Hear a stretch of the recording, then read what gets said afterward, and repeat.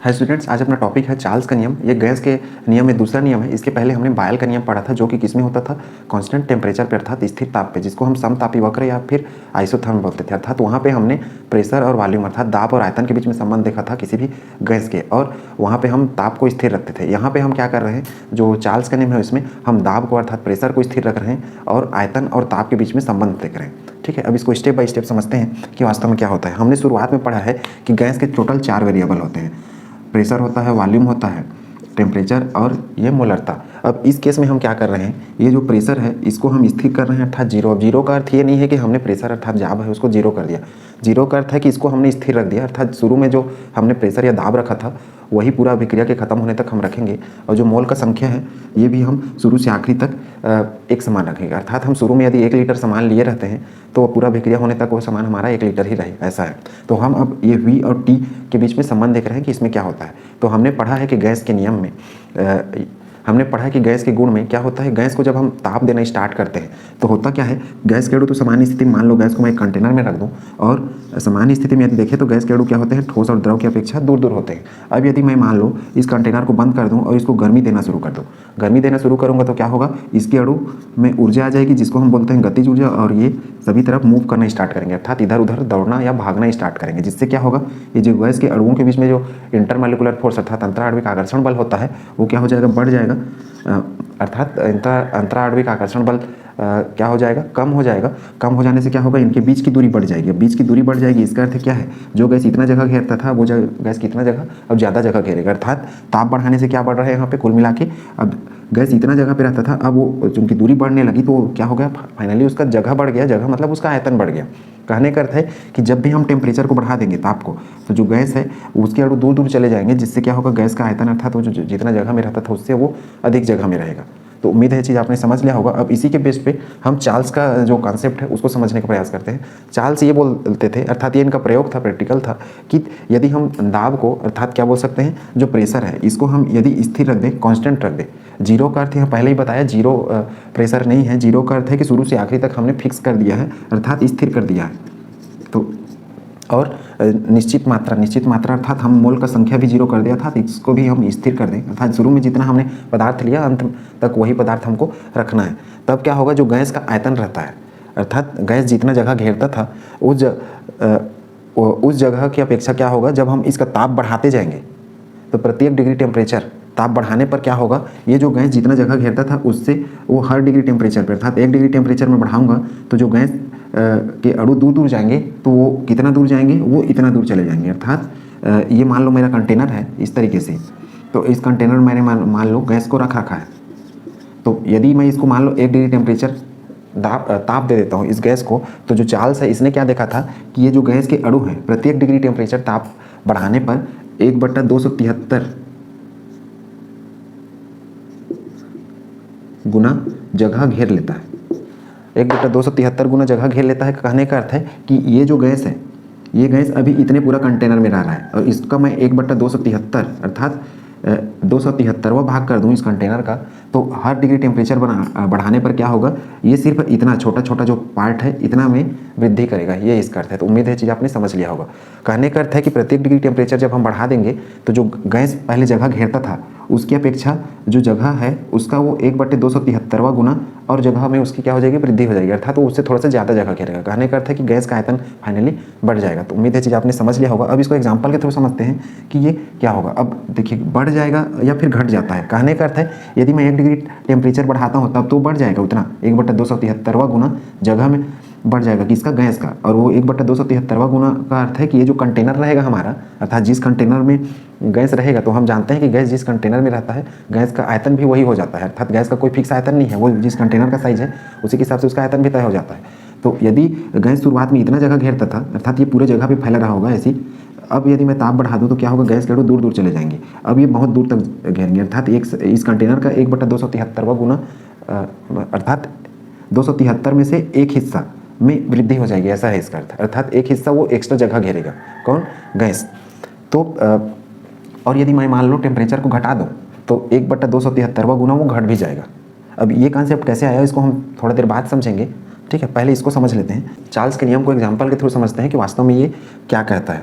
मैंने बताया कि जो गैस रहेगा वो यदि किसी कंटेनर में है और यदि मैं उसका ताप बढ़ा देता हूँ तो इस कंटेनर का, चूँकि गैस का कोई आयतन नहीं होता, वॉल्यूम नहीं होता, तो जो गैस होता है इस कंटेनर का यदि 1 डिग्री टेम्परेचर हम यदि बढ़ा दें तो गैस शुरुआत में इतना जगह घेरता है। अब यदि 1 डिग्री टेम्परेचर बढ़ाएंगे तो क्या होगा, गैस के अणु दूर दूर जाना स्टार्ट करेंगे, और दूर दूर जाएंगे तो कितना दूर जाएंगे, तो वो जाएंगे इस कंटेनर का, अर्थात इस कंटेनर का मैं टोटल 273 हिस्सा कर दूँ और एक हिस्से का यदि मान निकालूं तो क्या निकलेगा, 1 बटा कितना हो जाएगा 273, अर्थात गैस के अणु 1 डिग्री टेम्परेचर बढ़ाने पर 1/273वां गुना क्या हो जाएगा, बढ़ जाएगा, अर्थात गैस का आयतन 1/273वां गुना बढ़ जाएगा। अब ये 1/273वां गुना क्यों आता है उसको हम बाद में समझेंगे। और यदि मैं टेम्परेचर घटा दूँ तो जितना बढ़ा है वो क्या हो जाएगा, उतना नीचे घट जाएगा। यदि मैं मान लो 2 डिग्री टेम्परेचर बढ़ा देता हूँ, 2 डिग्री, तो ये क्या हो जाएगा 1/273 गुणित 2, अर्थात 2 बार 1/273 गुना बढ़ेगा, तो उसको हम क्या लिख सकते हैं 1/273 गुणित 2, या फिर इस तरीके से लिख सकते हैं।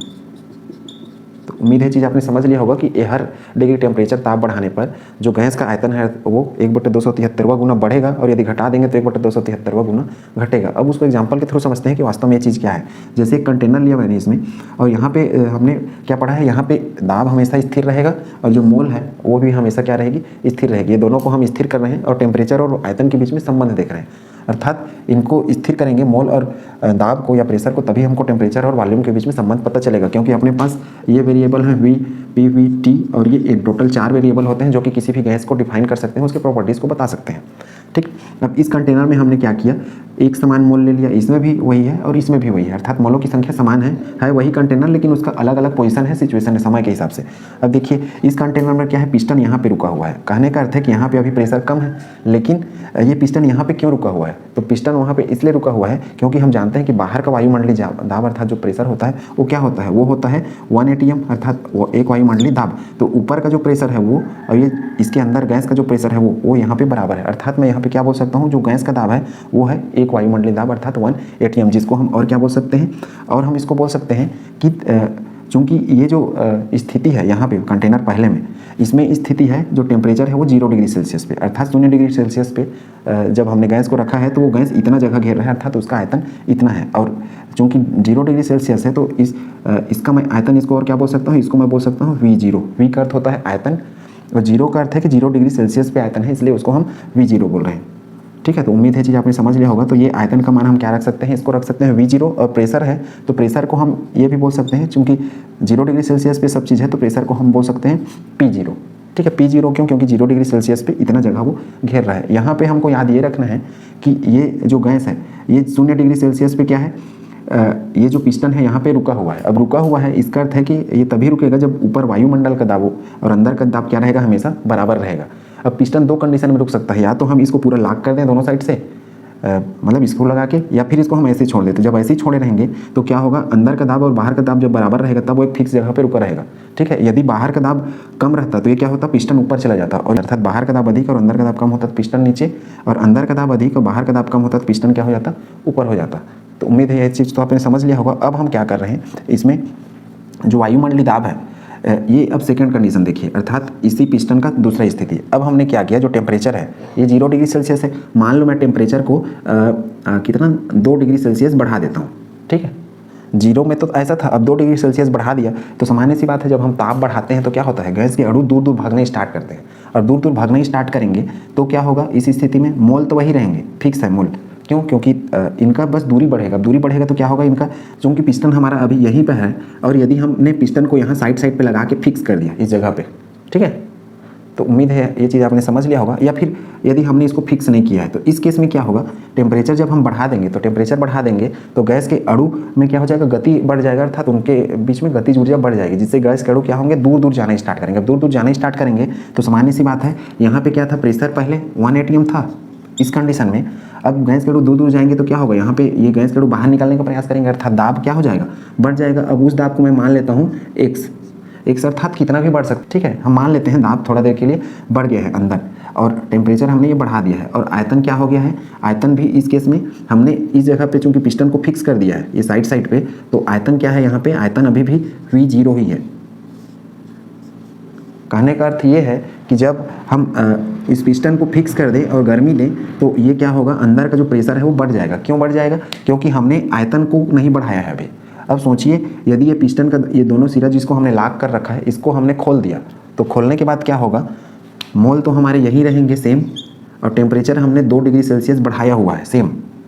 जो आयतन है अपना, आयतन अब इस साइड को हमने खोल दिया, चूंकि अंदर पे क्या है, प्रेशर बढ़ा हुआ है। अब प्रेशर बढ़ गया अर्थात एक एटीएम में हमने एक और जोड़ दिया, एक एटीएम अर्थात जिसको हमने क्या माना था, P0 माना हुआ था ये, अर्थात इसके साथ हमने एक और प्रेशर जोड़ दिया, जिससे क्या होगा, ये बल लगाएगा कहाँ, अब यहाँ पे क्या हो गया, अंदर का जो प्रेशर है ये वाला, ये हो गया अधिक, और ये बाहर का प्रेशर क्या हो गया, बाहर का प्रेशर हो गया कम। अब ये जो अपना पिस्टन लगा हुआ है ये कहाँ जाएगा, ये बाहर की ओर धक्का मारना स्टार्ट करेगा। कौन, जो गैस है वो, क्यों, क्योंकि गैस का जो प्रेशर है वो बढ़ गया टेम्परेचर बढ़ाने से। अब क्या होगा, ये जो जगह है ये जगह धीरे धीरे बढ़ते जाएगा। अब उसको हम इसमें देख सकते हैं, अब जैसे दाब बढ़ गया तो क्या होगा, ये ऊपर धक्का मारना स्टार्ट कर रहा है, तो वही टेम्परेचर सेम। अब धक्का मारना जब स्टार्ट करेगा तो क्या होगा, यहाँ पे यदि मैं प्रेशर की बात करूँ तो प्रेशर वापस हो जाएगा हमारा 1 एटीएम। अब क्यों 1 एटीएम हो गया, क्योंकि ये जो हमारा पिस्टन है यहाँ आके वो रुक गया। कहने का अर्थ है कि जो बाहर का वायुमंडलीय दाब है वो और अंदर का दाब अब इस समय फिर से सेम हो गया।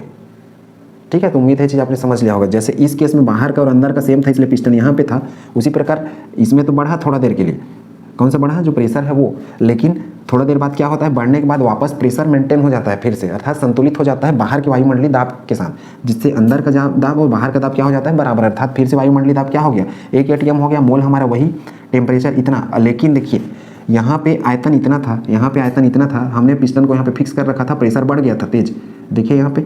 लेकिन अब ये धीरे धीरे जब प्रेशर बढ़ने के कारण क्या है, ऊपर जाने स्टार्ट करेगा तो इतना ऊंचा चला गया, लेकिन फिर से ये यहाँ पे आके ठहर गया। इसका अर्थ ये है कि यहाँ पे आके ठहर गया तो बाहर का वायुमंडलीय दाब अर्थात एटमॉस्फेरिक प्रेशर और अंदर का प्रेशर क्या हो गया, सेम हो गया। अब सेम हो गया अर्थात हम बोल सकते हैं कि शुरुआत में जो वायुमंडलीय दाब था वो और ये जो वायुमंडलीय दाब था वो, ये क्या हो गया, दोनों बराबर हो गया। लेकिन आयतन जो है हमारा, आयतन देखिए ये V0 था प्लस हमने क्या पढ़ा है, देखिए प्रत्येक डिग्री टेम्परेचर ताप बढ़ाने या घटाने पर आयतन कितना हो जाता है, 1/273वां गुना घट या बढ़ जाता है। चूंकि हम 2 डिग्री टेम्परेचर बढ़ा रहे हैं और देखिए इसका 1/273वां गुना, अर्थात मैं क्या लिखूंगा, 1/273 गुणित 2, तो आयतन जो है वो इतना बढ़ गया। तो उम्मीद है चीज़ आपने समझ लिया होगा। कहने का अर्थ है कि हर 1 डिग्री टेम्परेचर पे 1/273 गुना बढ़ेगा और घटाने पर उतना गुना घटेगा। अब सिंपल सी बात है, इंटू 2 क्यों किया यहाँ पे मैंने, इंटू 2 इसलिए किया क्योंकि ये जो 2 है वो क्या है, वो है वास्तव में टेम्परेचर का रिलेशन। तो अर्थात मैं इस चीज़ को और क्या बोल सकता हूँ, यहाँ पे जो 2 को मैं मल्टीप्लाई किया हूँ किसके लिए किया हूँ, 2 डिग्री सेल्सियस के लिए 1 रहता तो मैं यहाँ पे 1 कर देता। तो इसको हम दूसरे तरीके से ऐसा लिख सकते हैं, V = V0 मतलब ये शुरुआत का आयतन जो 0 डिग्री सेल्सियस पे था प्लस 1/273 और ये जो 2 लिखा हूँ ये वास्तव में क्या है, T है, तो मैं इसको लिख सकता हूँ ना T डिग्री सेल्सियस। ठीक, चूंकि आयतन मैं ले रहा हूँ T डिग्री सेल्सियस पे तो मैं यहाँ पे V के बगल में T भी लिख सकता हूँ इस तरीके से। यदि हम नहीं लिखेंगे तो भी चलेगा। तो एक तरीके से हमको क्या मिल गया, ये संबंध मिल गया, रिलेशन मिल गया। अर्थात प्रत्येक डिग्री सेल्सियस ताप बढ़ाने पर क्या होता है, जो मूल आयतन है V0 का अर्थ है ये प्रारंभिक आयतन, और जो ये एक्स्ट्रा बढ़ रहा है, चूंकि मैं 2 डिग्री ले लिया था इसलिए 2 का मल्टीप्लाई किया हूँ, तो इसमें यहाँ से जो यहाँ तक ये एक्स्ट्रा बढ़ रहा है इसका मान है ये 2/273 और ये क्या है, ये वास्तव में है V0। तो उम्मीद है चीज़ आपने समझ लिया होगा। अर्थात आयतन में टोटल इतना का वृद्धि हुआ, V0 + 2/273, अर्थात इसको हम ऐसा लिख सकते हैं 1/273 और ये 2। इसको आप ऐसा नहीं लिखें, ये एग्जाम्पल है आपके समझने के लिए, मूल ये इक्वेशन है। तो उम्मीद है चीज़ आपने समझ लिया होगा। अब मान लो हम टेम्परेचर को घटाना स्टार्ट कर दें, तो घटाना स्टार्ट करेंगे तो क्या है, जैसे 2 हमने बढ़ाया तो 2 बढ़ गया, अब घटाना स्टार्ट करेंगे तो आयतन क्या होगा, धीरे धीरे ये नीचे भी आता जाएगा, घटते जाएगा। ठीक है, और लेकिन प्रेशर क्या रहेगा, सेम रहेगा। क्यों, क्योंकि शुरुआत में तो जब नीचे घटाएंगे तो प्रेशर बढ़ जाएगा क्योंकि फिर इकट्ठा हो जाएंगे, लेकिन थोड़ा देर के बाद वो फिर से रुक जाएगा, अर्थात प्रेशर क्या हो जाएगा, फिर से 1 वायुमंडलीय दाब के बराबर हो जाएगा। 1 वायुमंडलीय दाब यहाँ जरूरी नहीं है लिया जाए, ये चूंकि वातावरण का दाब होता है इसलिए मैं रेफरेंस के रूप में इसको उदाहरण के रूप में लिया हूँ। तो उम्मीद है चीज़ आपने समझ लिया होगा। तो इससे हमने 2 चीज़ें सीखी, यदि हम टेम्परेचर को बढ़ा दें तो क्या बढ़ जा रहा है, यहाँ पे वॉल्यूम बढ़ जा रहा है। ठीक है, तो वॉल्यूम और टेम्परेचर के बीच में दूसरे तरीके से यदि हम चार्ल्स के नियम को देखें तो ये रिलेशनशिप होता है कि दाब को यदि हम स्थिर रखें और मोल भी स्थिर रखें तो जो गैस का आयतन होता है, गैस का आयतन उसके परम ताप के समानुपाती होता है। परम ताप को हम थोड़ा देर बाद डिफाइन करेंगे कि ये वास्तव में क्या है। ये केल्विन में होता है इसका यूनिट, इसको एब्सोल्यूट टेम्परेचर बोलते हैं और ये 0 केल्विन माना जाता है। तो उम्मीद है यहाँ तक का कंसेप्ट समझ लिया होगा आपने कि जो ताप होता है उसका आयतन से कैसे संबंध रहता है, अर्थात ताप बढ़ाने पर आयतन बढ़ जाता है। यहाँ T का अर्थ टेम्परेचर, लेकिन ये है एब्सोल्यूट टेम्परेचर अर्थात परम ताप, और परम ताप का अर्थ होता है वास्तव में जो T रहता है टी का होता है इसका मान 0 केल्विन और इसको बोला जाता है निगेटिव 273.15 डिग्री सेल्सियस, या फिर इसको और बोल सकते हैं ऋण 273। अर्थात ये जो टेम्परेचर होता है इसी को टी से रिप्रेजेंट करते हैं 0 केल्विन से, इसी को एब्सोल्यूट टेम्परेचर कहते हैं। कहने का अर्थ है कि टेम्परेचर हम वास्तव में ये चीज़ रहता है जिसको हम ये स्मॉल टी से रिप्रेजेंट कर रहे हैं, जो कि डिग्री सेल्सियस वाला होता है। ये जो कैपिटल टी है ये केल्विन वाला टेम्परेचर होता है, केल्विन यूनिट में। अब केल्विन यूनिट में इसलिए लिया जाता है क्योंकि इस यूनिट में जो टेम्परेचर लिए जाते हैं वो निगेटिव नहीं होता है, जबकि सेल्सियस में जो टेम्परेचर होते हैं, जैसे ये सेल्सियस में मैं इसको बदल दिया तो ये निगेटिव आ गया मान, तो उसमें कैलकुलेशन करने में दिक्कत होता है। तो जो गणित हम बनाना स्टार्ट करेंगे वो गणित इन फार्मूला के हिसाब से बनाएंगे। तो यहाँ तक तो उम्मीद है आपने कॉन्सेप्ट समझ लिया होगा।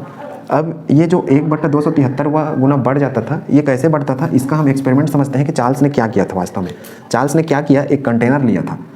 चार्ल्स ने एक कंटेनर ले लिया था और इस कंटेनर में क्या किया इसने, इस कंटेनर में गैस भर दिया इस तरीके से, और गैस भरने के बाद क्या देखा इसने, ये 0 डिग्री सेल्सियस पे इसने गैस भर दिया और उसका जो प्रेशर था वो है 1 वायुमंडलीय दाब, प्रेशर फिक्स, टेम्परेचर इतना। अब टेम्परेचर को जैसे जैसे बढ़ाते गया, अभी इसका आयतन इतना है गैस का, अब टेम्परेचर को जैसे जैसे बढ़ाते गया 273.15 डिग्री सेल्सियस तक इसने बढ़ाया, अर्थात 0 से सीधा इतना तक टेम्परेचर इसने बढ़ा दिया। बढ़ाने पे इसने क्या देखा, ये जो गैस थे ये इधर पूरे आ गए, अर्थात गैस का जो आयतन था इसको हम शुरुआत का आयतन मान सकते हैं V0, तो गैस का आयतन जस्ट क्या हो जाता है, डबल हो जाता है।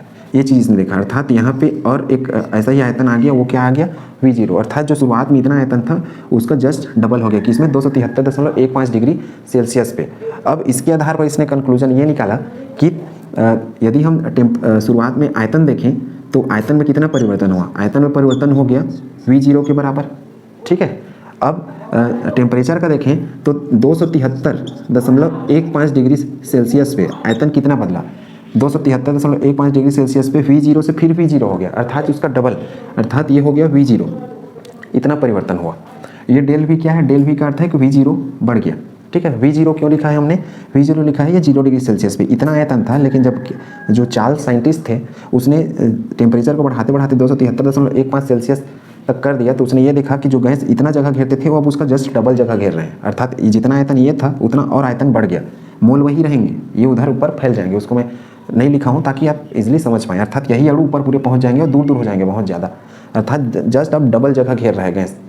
इस प्रकार से हम क्या बोल सकते हैं, 273 डिग्री टेम्परेचर पर जो आयतन है वो क्या हो गया, डबल किसका, गैस का। अब इस हिसाब से इसको हम देखें, अर्थात इस कंटेनर को, तो इस कंटेनर को यहाँ से मैं यदि काटना स्टार्ट करूँ छोटे छोटे टुकड़ों में, ठीक है, यहाँ से छोटे छोटे हिस्सों में काटना स्टार्ट करूँ और इसके 273 हिस्से काट दूँ, तो 273 हिस्से काट दूँ, इसका अर्थ क्या है, प्रत्येक डिग्री टेम्परेचर के लिए कितना हो जाएगा, 1/273 हिस्सा ही होगा ना, जो कि क्या होता था 1/273 गुना बढ़ जाएगा या फिर घट जाएगा। यदि मैं बढ़ाऊँ तो बढ़ जाएगा और घटाऊँ तो क्या हो जाएगा, घट जाएगा। तो देखिए जो आयतन है वो हो गया V0 और जो टेम्परेचर था, टेम्परेचर में परिवर्तन वो कितना हुआ 273.15, इसी को हम बोल देते हैं 273 डिग्री सेल्सियस। टेम्परेचर में परिवर्तन ये हुआ, आयतन में परिवर्तन हो गया V0, अर्थात इसमें से ये V0 हो गया, अर्थात डबल हो गया 273 पे।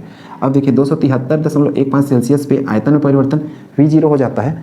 अब यदि हम इसी को 1 डिग्री सेल्सियस में निकालें, अर्थात 1 डिग्री सेल्सियस पे आयतन कितना बढ़ेगा, तो ये क्या हो जाएगा, देखिए जो आयतन है उसमें परिवर्तन हो रहा है V0, 0 डिग्री सेल्सियस इतना तक बढ़ाया गया, परिवर्तन हुआ V0 और टेम्परेचर हमने इतना बदल दिया, ठीक। अब कहने का अर्थ है कि 273.15 डिग्री सेल्सियस पे परिवर्तन कितना हुआ, V0 का परिवर्तन हुआ, अर्थात इतना परिवर्तन हुआ। अब तो हम इसका यदि पार्टीशन कर दें 10 सेल्सियस पे कितना होगा, तो क्या हो जाएगा V0 बटा 273.15 डिग्री सेल्सियस, या फिर 1.5 बोल सकते हैं, ठीक है।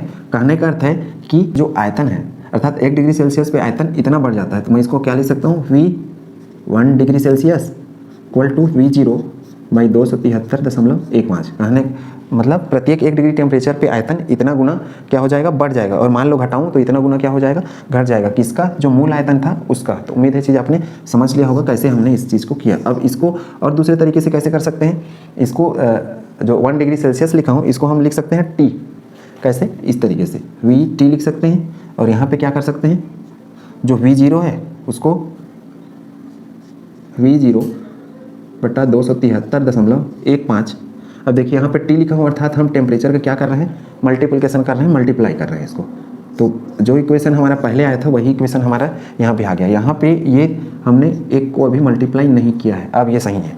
तो उम्मीद है चीज़ आपने समझ लिया होगा क्या है इसका अर्थ, अर्थात ये है इसमें 1 का मल्टीप्लाई है जो यहाँ पे नहीं लिखा है हमने, वही कारण सेम देखिए V0 प्लस 1/273 इंटू T0। अब ये V0 कहाँ से आया, ये V0 का अर्थ है कि प्रत्येक जो मूल आयतन है उसका 1/273 गुना बढ़ जाता है, अर्थात इसमें हम उसको प्लस करेंगे। पहले इसको नोट करिए, उसके बाद हम इसको और आगे एक्सप्लेन करते हैं।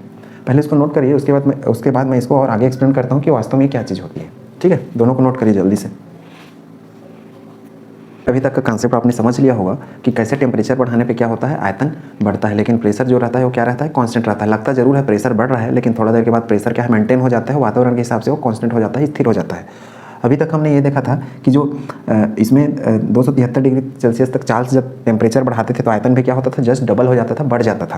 तो उसी के आधार पर उसने डिफाइन किया कि 1 डिग्री सेल्सियस यदि टेम्परेचर बढ़ता है तो आयतन कितना बढ़ने वाला है। तो आयतन टोटल ये जो कंटेनर है इसका 273वां भाग अर्थात 1/273वां हिस्सा के रूप में बढ़ेगा प्रत्येक डिग्री सेल्सियस पे, जो कि हमने इसमें समझा कि आयतन में परिवर्तन हुआ V0 और टेम्परेचर में परिवर्तन हुआ 0 से यहाँ पहुँच गया 273 अर्थात 273 डिग्री टेम्परेचर। अब अर्थात टेम्परेचर इतना हमने बढ़ा दिया तो आयतन इतना बदल गया। ठीक है, V0 बदल गया। ठीक, अब यदि हम 1 टेम्परेचर बढ़ाएं तो कितना बदलेगा, तो V0 बराबर इसको हमने इसके नीचे ले आए, अर्थात 1 डिग्री टेम्परेचर बढ़ाएंगे तो इतना बदलेगा। अब इसको हम दूसरे तरीके से डिफाइन कर सकते हैं कि आयतन में कितना परिवर्तन हुआ। तो आयतन बदल गया, V10 सेल्सियस पे हो गया V/273, चूंकि 1 था इसलिए हमने 1 का मल्टीप्लाई कर दिया, 2 रहेगा तो 2 को मल्टीप्लाई करेंगे। इसी फार्मूले को दूसरे तरीके से ऐसा लिख सकते हैं, ये डिग्री सेल्सियस और V0। अब ये वास्तव में है क्या, ये वास्तव में ऐसा है कि हमने मान लो 0 डिग्री सेल्सियस लिया, किसको, टेम्परेचर को, तो आयतन कितना रहता था, ये रहता था V0। हमने यहाँ पे कंटेनर बनाया था ना पहले, वो चीज़ें आपने नोट कर ली होंगी। ये जो शुरुआत का आयतन था इसको हमने 0 माना किस पे, 0 डिग्री सेल्सियस पे ये, और वायुमंडलीय ताप कितना रहता था 1 atm।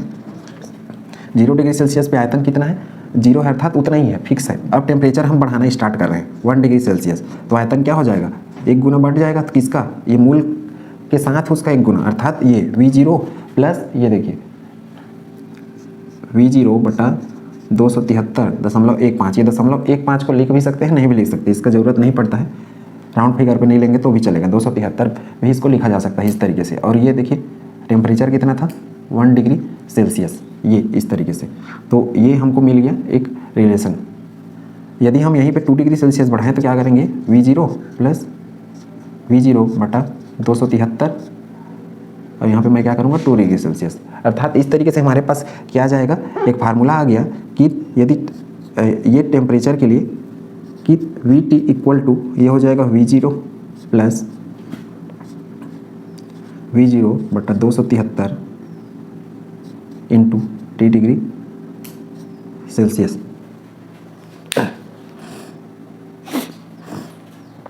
अर्थात हमारे पास ये फार्मूला आ जाएगा, अर्थात इसके हिसाब से यदि देखें तो हमारे पास फार्मूला क्या आ जाएगा, आयतन के लिए VT इक्वल टू ये V0 हो गया।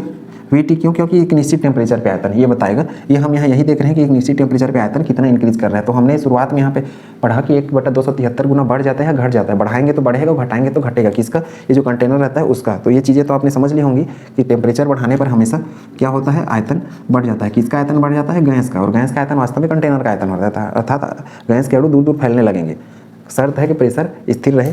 अब V0 प्लस ये V0 का 273 अर्थात इसका 273वां गुना, अब ये चूंकि सेल्सियस में रहता है तो इसलिए हम इसको क्या ले सकते हैं, T डिग्री सेल्सियस, इस तरीके से। तो ये हमको एक रिलेशन मिल गया जिसके आधार पर हम इसका संबंध बना सकते हैं, जो कि हम इसको ऐसा कर रहे थे। अब ये 2 डिग्री सेल्सियस था, अब मान लो मैं इसको टेम्परेचर को बढ़ा दिया 273 डिग्री सेल्सियस कर दिया, ठीक है, तो क्या हो जाएगा, देखिए V0 प्लस V0/273 और T की जगह देखिए मैं 273 कर दिया हूँ यहाँ पे, ठीक है। अर्थात यदि हम टेम्परेचर 273 कर दें, या फिर इसको हम ऐसा लिख सकते हैं V273, इस फार्मूला के हिसाब से जमा सकते हैं। 273 डिग्री सेल्सियस यदि बढ़ा दें तो देखिए 273 कैंसिल हो जाएगा, तो ये क्या हो जाएगा 2V0। कहने का अर्थ है कि 273 डिग्री सेल्सियस पे जो आयतन है वो क्या हो जाता है, 2 गुना। तो इसको याद रखना है आपको। अब यदि मैं मान लो इसी चीज़ को घटाते जाऊँ अर्थात निगेटिव करते जाऊँ तो क्या होने वाला है, -1 डिग्री सेल्सियस, -1 डिग्री सेल्सियस। तो मैं क्या करूँगा, यही अपना फार्मूला सेम, मतलब ऐसा लिख सकते हैं -1 डिग्री सेल्सियस पे। देखिए VT की जगह मैं क्या लिखूंगा, V-1 degree Celsius equal to ये हो गया V0 प्लस V0/273 और T degree Celsius, T degree मतलब हमने यहाँ पे क्या कर दिया -1, तो इंटू -1 डिग्री सेल्सियस। अब देखिए इसको हम यदि हल करें तो ये माइनस है और ये प्लस है, तो क्या हो जाएगा V0 माइनस V0/273 अर्थात ये -1 डिग्री सेल्सियस पे। तो ये ऐसा घाटा हुआ अर्थात निगेटिव का सिंबल वाला, अर्थात आयतन क्या हो जाएगा V/273 निगेटिव में आ गया, अर्थात उतना आयतन घट गया, कम हो गया, निगेटिव का निशान ये है। अर्थात इस फार्मूला से हम ये चीज़ें कर सकते हैं। अब यदि मैं मान लो यहीं पे -2 डिग्री सेल्सियस घटा दिया तो क्या होगा, यही सेम कर सकते हैं V-2 degree Celsius equal to V0 minus V0/273, ये माइनस अर्थात ये वास्तव में प्लस है, इंटू ये -2 डिग्री सेल्सियस ऐसा करेंगे तो ये माइनस और प्लस क्या हो जाएगा, माइनस हो जाएगा ऐसा V0 माइनस V0/273 और ये क्या हो जाएगा इंटू 2 और ये हमको V-2 डिग्री सेल्सियस, तो ये हमको एक और मिल जाएगा। अब सोचिए यदि मैं इसको निगेटिव में कर दूँ, ये तो 273 क्या था, पॉजिटिव में था, जिसमें क्या होता था हमेशा ये दोगुना होता था आयतन, V0 डबल मतलब आयतन दोगुना, किसमें 273 डिग्री सेल्सियस पे आयतन दोगुना। ये पॉइंट याद रखेंगे तो अच्छा समझ में आ जाएगा। अब इसको यदि हम -273 डिग्री सेल्सियस पे करें इसी चीज़ को, अर्थात हम यहाँ पे प्लस में कर रहे थे, अब -273 डिग्री सेल्सियस पर ये यदि करें तो क्या हो जाएगा V-273 degree Celsius equal to V0 plus V0/273 into -273 degree Celsius.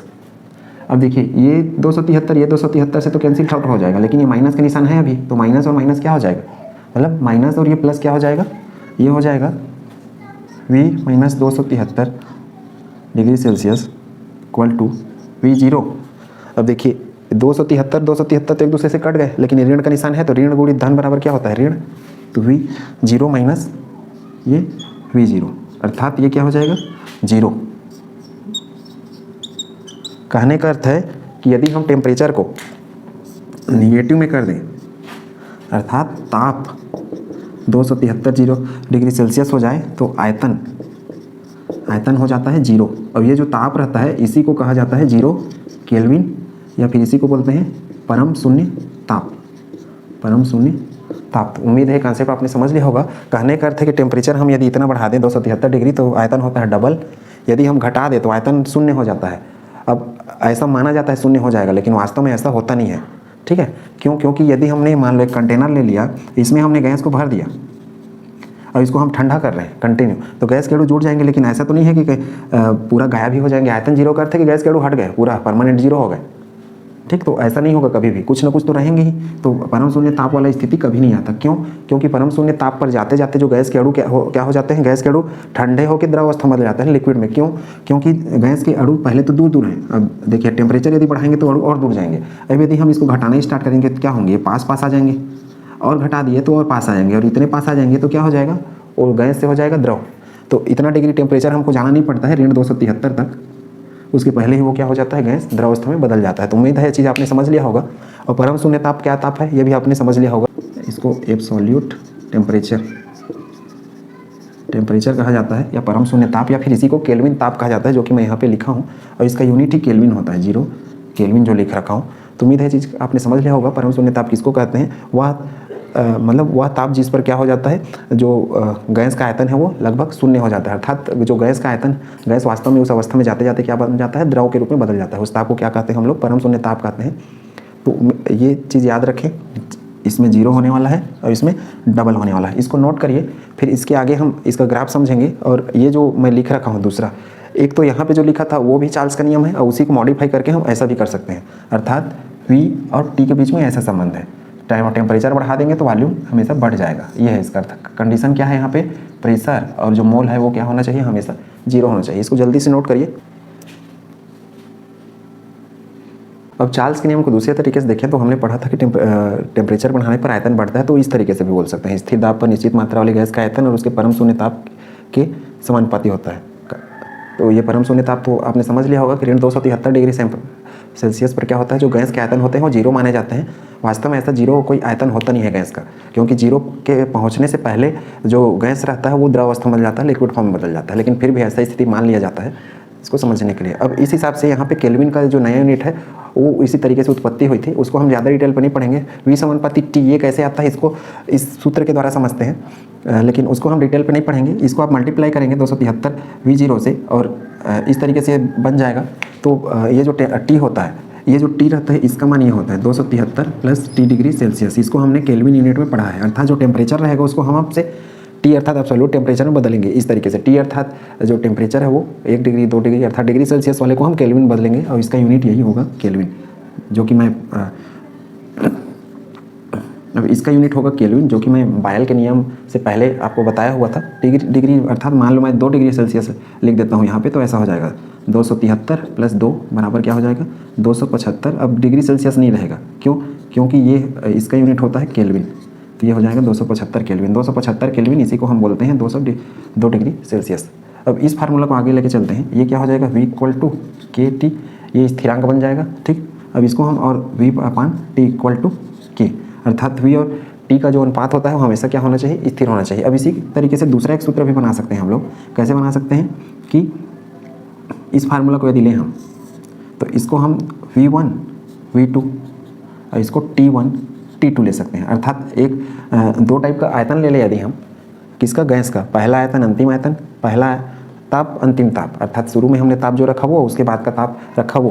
तो इस तरीके से इसको हम V1/T1 और ये T2/V2, इस तरीके से एक नया सूत्र हमको मिल जाएगा। और ये सब का टोटल क्या होता है K।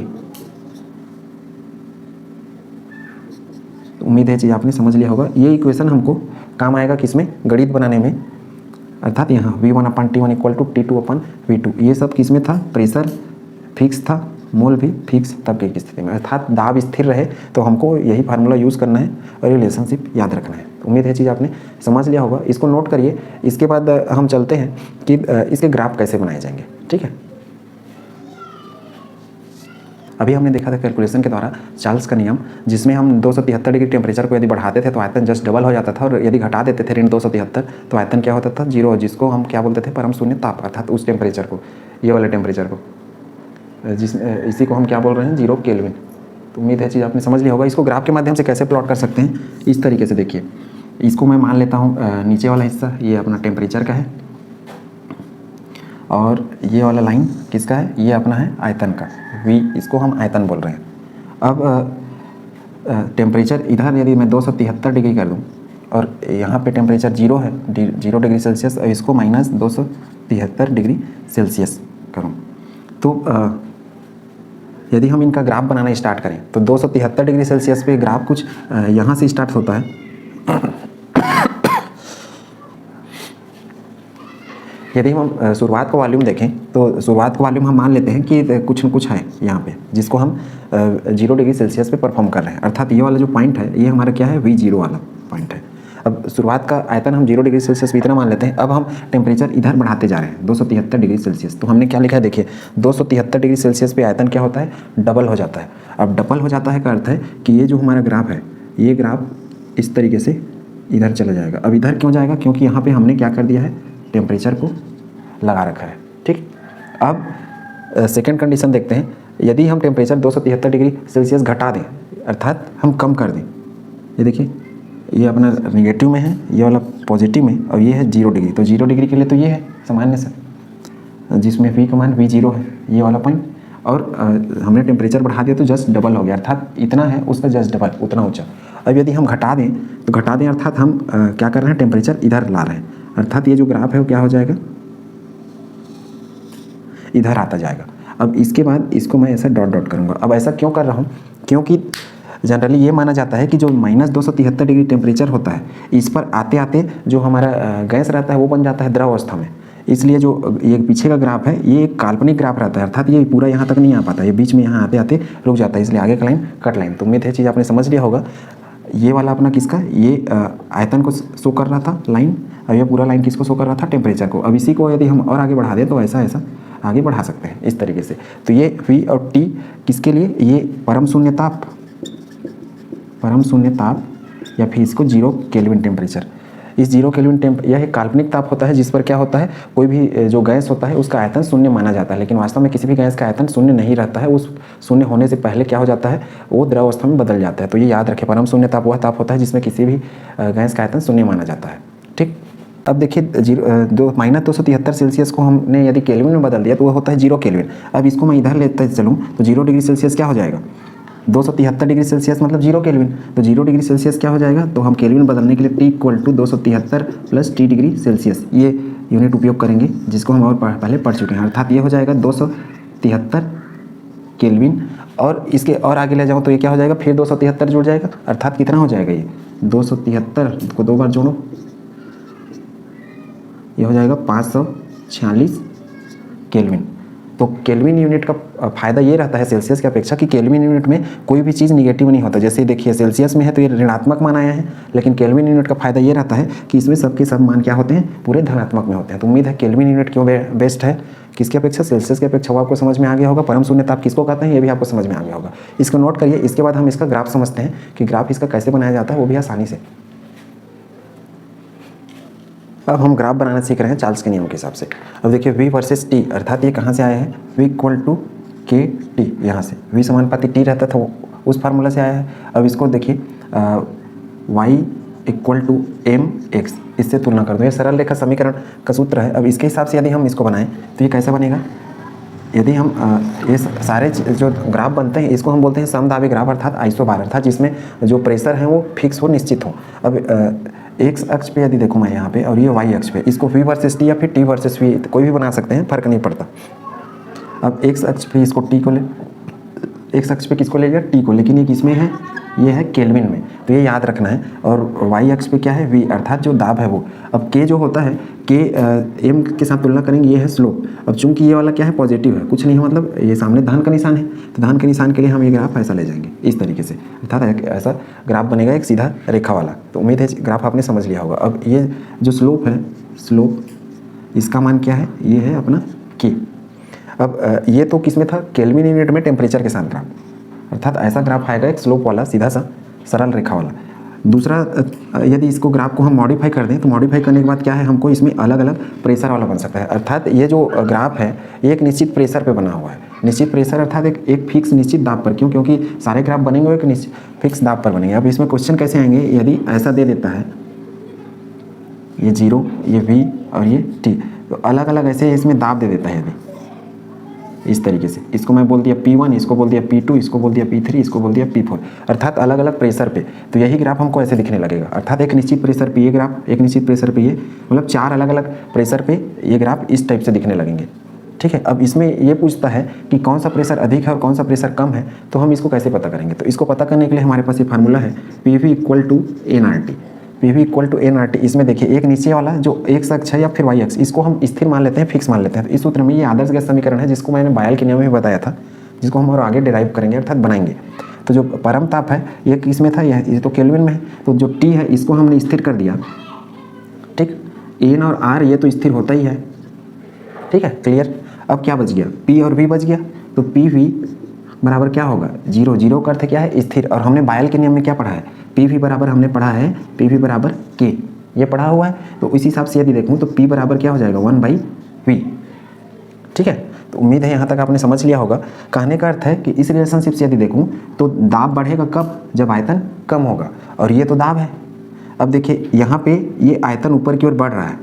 अब बढ़ रहा है अर्थात इस आयतन को यदि मैं बढ़ा दूं, आयतन को बढ़ाने पे क्या होगा, दाब कम होगा। इस हिसाब से आयतन जब बढ़ेगा तो इससे जो टच करने वाला ये लाइन है, ये P4, ये इसका प्रेशर क्या होगा, हमेशा कम होगा। उसके बाद किसका कम होगा, P3 का। तो उम्मीद है कंसेप्ट आपने समझ लिया होगा। कहाँ से मैं ये कनेक्ट कर रहा हूँ इसको। PV = nRT में देखिए T हमने ये वाले लाइन को मान लिया स्थिर, कांस्टेंट मान लिया। N मोल का संख्या और R, N तो स्थिर होता ही है, R गैस कांस्टेंट है, ये भी स्थिर होता ही है। तो टोटल हो गया ये मान 0, तो PV = 0, और PV = 0 अर्थात PV हो गया स्थिर टोटल। और ये मान हमने कहाँ पढ़ा था, बायल के नियम में पढ़ा था, अर्थात PV = K, और उसी को मैंने V को यहाँ नीचे भेज दिया। तो P बराबर 1/V, या फिर V बराबर 1/P भी कर सकते थे, कोई फर्क नहीं पड़ता, उससे आना वही है। प्रेशर बढ़ाने पर आयतन क्या होगा, कम होगा। ठीक, तो और आयतन बढ़ाने पर क्या होगा, प्रेशर कम होगा। तो ये ऊपर की ओर इधर आयतन बढ़ रहा है, तो अब ये सब प्रेशर के ग्राफ हैं। तो इधर बढ़ने वाला जो ग्राफ है वो क्या होगा, हमेशा कम होगा। अब इससे संबंधित ऐसा लाइन खींच दें तो लाइन खींचने पे हमको पता चल जाएगा, ये लाइन खींचने पर पहला यही टच होगा, दूसरा बगल वाला, तीसरा ये। तो पहला टच हो रहा है अर्थात इसमें क्या है, प्रेशर अधिक है। प्रेशर अधिक है अर्थात आयतन क्या होगा, इसका कम होगा। अर्थात हम ऐसा भी बोल सकते हैं कि ये तो हमारा आयतन का ग्राफ है, आयतन बढ़ाने पर आयतन अधिक अर्थात प्रेशर उसका कम। तो ये आयतन अधिक है, इससे जो पहला लाइन टच करेगा उसका प्रेशर क्या होगा, हमेशा कम। तो सबसे अधिक प्रेशर किसका होगा, P1 का, उसके बाद होगा P2 का, उसके बाद होगा P3 का, और सबसे कम होगा P4 का। तो उम्मीद है चीज़ आपने समझ लिया होगा कि किसका दाब अधिक या किसका दाब कम कैसे आप समझेंगे। आपको इस तरीके से स्थिर करना पड़ेगा और बायल का नियम लगाना पड़ेगा, P इक्वल टू K और P इक्वल टू 1/V, इस तरीके से। अब यहाँ पे देखिए इस लाइन को देखना है आपको, ऊपर की ओर बढ़ रहा है अर्थात आयतन हम क्या कर रहे हैं, बढ़ा रहे हैं। इस सूत्र के हिसाब से आयतन बढ़ा रहे हैं तो दाब क्या होगा, कम होगा। अब इससे संबंधित ऐसा लाइन मैं खींचते चलूँ, तो लाइन खींचूंगा तो सबसे पहले कहीं से भी खींचूँ ये P4 पहले टच होगा, अर्थात आयतन अधिक है, अर्थात ये जो P वाला लाइन है इसका क्या होगा, दाब हमेशा कम होगा P4 का। तो पहला लाइन इसी को टच करेगा इसलिए यही कम। तो उम्मीद है कॉन्सेप्ट आपने समझ लिया होगा। ये तो V वर्सेस T का ग्राफ था, या फिर T वर्सेस V का, किसमें, केल्विन में। लेकिन इसी को यदि हम सेल्सियस में कर दें तो ग्राफ दूसरा आएगा, जिसको हम और आगे पढ़ेंगे चौथा नंबर पे। दूसरा देखिए V/T versus V, V/T versus V अर्थात V इक्वल टू KT। इसको मैं V/T कर दूँ तो ये क्या हो जाएगा, K अर्थात स्थिरांक या स्थिर। अब इसका ग्राफ हमारा ऐसा आएगा हमेशा। ये यदि एक साइड हम ले लेते हैं V/T और इधर V भी ले सकते हैं या फिर क्या ले सकते हैं, T भी ले सकते हैं, ठीक। तो V/T का मान क्या है, ये K के बराबर होता है, ठीक। अब इसके हिसाब से यदि चलें, और K क्या है, एक स्थिरांक है, अर्थात ये क्या है, पूरा फिक्स है, जीरो है। तो इसका जब भी ग्राफ बनेगा हमेशा ऐसा ग्राफ बनेगा। तो ये याद रखना है आपको, ये एक स्थिरांक वाला ग्राफ है जो कि ऐसा हमेशा पैरेलल बनेगा, समांतर बनेगा। तीसरा ग्राफ है V वर्सेस 1/T। अब इसको हम कैसे बनाएंगे, तो ये देखिए V इक्वल टू KT। अब इसको हम देखें तो V इक्वल टू K/1/T ऐसा भी लिख सकते हैं। अब ऐसा क्यों, देखिए K/1/T यदि लिखें तो क्या हो जाएगा, K गुणित T/1, तो KT बन जाएगा। तो वही चीज़ है K/1/T के रूप में इसको। अब हम इसको में ग्राफ कैसे बनाएंगे, इसको लेंगे 1/T और ये वाला पोर्शन हो गया V। अब यदि V और 1/T के बीच ग्राफ देखें तो ये सेम बायल के नियम जैसे बनता है, ये P वर्सेस 1/V जैसे। उसमें क्या बनता था, ये ऐसे बनता था, अर्थात इसको हम बोलते थे रेक्टेंगुलर हाइपरबोला, अर्थात आयताकार अतिपरवलय, ठीक। तो ये आपको याद रखना है कि इसका ग्राफ कैसे बनता है। ये ग्राफ तो आपको समझ में आ गया होगा इसलिए, चूंकि ये ग्राफ प्रैक्टिस वाली चीज़ें हैं तो आपको ये प्रैक्टिस करना पड़ेगा कैसे ये ग्राफ बनाए जाते हैं। बाकी ये ट्रिक तो आपको इसलिए समझ में आ गया होगा, प्रेशर वाला इसमें क्वेश्चन बनता है। बाकी कोई भी कांस्टेंट रहेगा हमेशा ऐसा ही ग्राफ बनेगा कांस्टेंट का। ये ग्राफ V वर्सेस 1/T का ऐसे बनता है, ये सेम बायल के नियम जैसे ग्राफ बनेगा V और 1/T का। तो उम्मीद है तीनों ग्राफ आपको समझ में आ गया होगा। इसको नोट करिए, इसके बाद इसका और अगला ग्राफ देखते हैं कि वो कैसे बनाया जाता है। अब हम अगला ग्राफ देख रहे हैं V वर्सेस T, लेकिन यहाँ पे देखिए T मतलब यहाँ पे टेम्परेचर, या फिर इसको V versus T degree Celsius बोल सकते हैं या फिर T डिग्री सेल्सियस। और V और T के बीच में हमने इसके पहले और ग्राफ देखा था V वर्सेस T, और ये किस में था, ये था अपना केल्विन में। तो यहाँ पे हमने ऐसा ग्राफ बनाया था V का और ये T का, और ये ग्राफ अपना ऐसा बनता था, अर्थात ये जो K का मान था वो अर्थात एक निश्चित प्रेशर पे। लेकिन ये किस में था, ये अपना था केल्विन में, ठीक। ये याद रखें, V इक्वल टू KT इस फार्मूला से हमने बनाया था। इसको हम K मानते थे स्लोप अर्थात ढाल।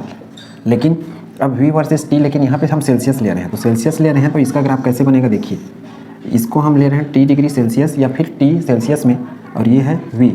तो हमने क्या पढ़ा है कि यहाँ जब शुरुआत हमने किया था तो हमने देखा था कि 273 डिग्री सेल्सियस जब रहता है, अब वीडियो रिवाइंड करके देख सकते हैं, 273 डिग्री सेल्सियस पे क्या होता था, आयतन जस्ट डबल होता था। और इसको हम मान लेते थे 0 डिग्री सेल्सियस पे, और इसको हम इस लाइन को पीछे ले जाते थे, और ये होता था -273 डिग्री सेल्सियस। इसको हम बोलते थे 0 केल्विन टेम्परेचर, और इसको बोलते थे 273 केल्विन टेम्परेचर। तो 0 डिग्री सेल्सियस पे आयतन अपना लगभग इतना रहता था, जिसको हम V0 मानते थे, ठीक। और 273 केल्विन पे ये हो जाता था जस्ट डबल, अर्थात इसको हम ऐसा बना सकते थे। ये मैं ग्राफ और बना चुका हूँ, आप उसको अच्छा से देख सकते हैं, ठीक। ये तो अपना आयतन का हो गया, लेकिन अब 273 डिग्री सेल्सियस पे इसको हम ऐसा धीरे धीरे पीछे बढ़ा देंगे। इसका कारण ये है कि पूरा ऐसा डॉट डॉट भी बना सकते हैं कुछ देर तक, क्योंकि इतना टेम्परेचर पे जो गैस होता है इसमें हम आयतन को 0 मान लेते हैं, V इक्वल टू 0। इसका अर्थ ये है आयतन 0 हो जाएगा, इसमें आयतन हो जाएगा डबल, दोगुना। तो दोगुना तो हो जाएगा, लेकिन यहाँ पे जीरो वाला स्थिति नहीं बनता, क्योंकि ये काल्पनिक ताप है, काल्पनिक टेम्परेचर है। इस टेम्परेचर पे आते आते कोई भी गैस लिक्विड में बदल जाता है, यहाँ तक पहुँच नहीं पाता इसके पहले, इसलिए लाइन को पूरा ऐसे यहाँ तक ऐसे बना सकते हैं, बाकी का डॉटेड लगा सकते हैं। तो उम्मीद है ये चीज़ समझ लिया होगा। V वर्सेस T टेम्परेचर में ऐसा ग्राफ बनेगा, सेल्सियस में, और केल्विन में ऐसा, जो कि मैं पहला नंबर का ग्राफ बनाया था। ठीक है, चौथा है log V versus log T। अब ये कैसे आया होगा, तो हमने पढ़ा है V इक्वल टू KT, समानुपाती T था ना, प्रोपोर्शनल। अब इसको हम क्या करेंगे, log ले लेंगे दोनों साइड, तो log V हो जाएगा इक्वल टू ये क्या हो जाएगा, log K plus log T। अब ऐसा क्यों कर दिया, क्योंकि log का नियम है अपना, log A गुणित B बराबर log A धन log B। इस फार्मूला से हमने इसको लिखा है, ये log के नियम आपको याद रखने पड़ेंगे। अब इसकी तुलना हम सरल रेखा समीकरण से करते हैं, तो ये ऐसा हो जाएगा y इक्वल टू, ये बन जाएगा mx, ये बन जाएगा c। अब इसका हम ग्राफ बनाएं यदि, तो ये ग्राफ इस तरीके से बनेगा, और इसमें देखिए m होता है ढाल अर्थात स्लोप को बताता है, और x मतलब x अक्ष पे t है, तो log t, ये x लिखा है, इसका अर्थ ही है x अक्ष पे log t रहेगा, और m का मान यहाँ कुछ नहीं दिया है, इसका अर्थ हम उसको क्या मान के चलेंगे, वहाँ पे 1 है ये मान के चलेंगे। ठीक है, अब log k होता है इंटरसेप्ट अर्थात c, और log v इसको बोलते हैं, ये होता है, ये है y अक्ष, अर्थात log v इस y अक्ष पे रहेगा, y लिखा है अर्थात उसको हम y अक्ष पे रखेंगे। अब log k, अब ये मैं लिखा हूँ c, अर्थात जिस जगह पे कटेगा उसको हम log k मानेंगे। जैसे मैं मान लो इस पॉइंट पे काट दे रहा हूँ, अब यहीं पे क्यों काटा, इधर क्यों नहीं काटा, तो यहाँ पे इसलिए काटा गया क्योंकि जो ये स्लोप है वो पॉजिटिव में है, तो हमेशा इसका ग्राफ क्या है, ऊपर जाएगा, तो ये कटिंग को दिखाता है वास्तव में, इंटरसेप्ट को। तो ये वाला जो है ये ऐसे बनेगा ग्राफ, अर्थात ऊपर की ओर जाएगा स्लोप, और ये वाला जो पूरा पोर्सन है, ये पूरा पोर्सन ये हो जाएगा log k का पोर्सन, और ये जो ऐसा ग्राफ ऊपर की ओर जा रहा है स्लोप, ये दिखाएगा हमको m अर्थात ये m ढाल को दिखाता है, और स्लोप होता है यहाँ पे +1, अर्थात ये चीज़। तो उम्मीद है चीज़ आपने समझ लिया होगा। यदि मान लो यहीं पे माइनस रहता तो इसको मैं काट के इधर नीचे की ओर बढ़ा देता, जैसे कि हमने बायल के नियम में पढ़ा हुआ था कि नीचे। तो y equal to mx plus c में y अक्ष को बताता है, x अक्ष को बताता है, c बताता है कटिंग वाले पोर्शन को, इंटरसेप्ट को, अर्थात कटिंग होने के बाद इसका जो इससे संबंधित जो डाटा है वो कहाँ पे एग्जिस्ट करेगा, अर्थात कहाँ पर आएगा। और साथ में m ढाल को बताता है कि जो हमारा ग्राफ का ढाल है वो किस ओर बनने वाला है। चूँकि ये सूत्र तो हमारा प्लस वाला ही रहता है, लेकिन इसकी जो तुलना हम इससे कर रहे हैं तो ये खुद ही प्लस है, इसलिए हम इस ढाल को ऊपर की ओर ले जा रहे हैं। मान लो यहाँ पे ये माइनस रहता तो हम इसको नीचे की ओर ले जाते। तो उम्मीद है ग्राफ आपने समझ लिया होगा। आज के लिए बस इतना ही। नेक्स्ट हम क्लास में पढ़ेंगे कि जो चार्ल्स का नियम है उसके एप्लीकेशन और इसके क्वेश्चन कैसे किए जाते हैं, उस चीज़ों को। आज के लिए बस इतना ही। Thank you.